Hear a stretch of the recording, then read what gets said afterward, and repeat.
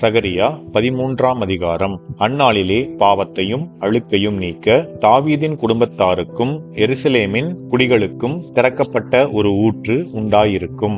அந்நாளிலே நான் விக்கிரகங்களின் பேரும் தேசத்தில் இராதபடிக்கு அழிப்பேன். அவைகள் இனி நினைக்கப்படுவதில்லை. தரிசனம் சொல்லுகிறவர்களையும் அசுத்த ஆவியையும் தேசத்திலிருந்து போய்விடவும் பண்ணுவேன் என்று சேனைகளின் கர்த்தர் சொல்லுகிறார். இனி ஒருவன் தரிசனம் சொன்னால் அவனை பெற்ற அவன் தகப்பனும் அவன் தாயும் அவனை நோக்கி, நீ கர்த்தருடைய நாமத்தை கொண்டு பொய் பேசுகிறபடியால் நீ உயிரோடு இருக்கப்படாது என்று சொல்லி அவனை பெற்ற அவன் தகப்பனும் அவன் தாயும் அவன் தரிசனம் சொல்லும் போது அவனை குத்தி போடுவார்கள். அந்நாளிலே தரிசனம் சொல்லுகிற அவன் தான் சொன்ன தரிசனத்தினால் வெட்கப்பட்டு பொய் சொல்லும்படிக்கு இனி மயிர்போர்வையை போர்த்து கொள்ளாமல், நான் தரிசனம் சொல்லுகிறவன் அல்ல, நான் நிலத்தை பயிரிடுகிறவன், என் சிறு வயது முதல் ஒருவன் என்னை வேலை கொண்டான் என்பான். அப்பொழுது ஒருவன் அவனை நோக்கி, உன் கைகளில் இருக்கிற இந்த வடுக்கள் ஏதென்று கேட்டால், என் சிநேகிதரின் வீட்டிலே காயப்பட்டதினால் உண்டானவைகள் என்பான். பட்டயமே, என் மேய்ப்பன் மேலும் என் தோழனாகிய புருஷன் மேலும் எழும்பு என்று சேனைகளின் கர்த்தர் சொல்லுகிறார். மேய்ப்பனை வெட்டு,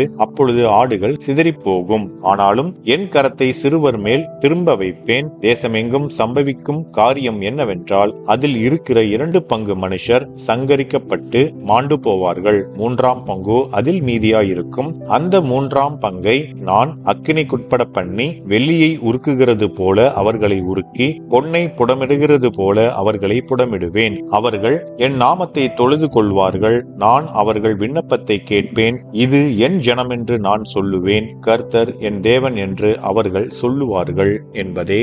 ஆமென்.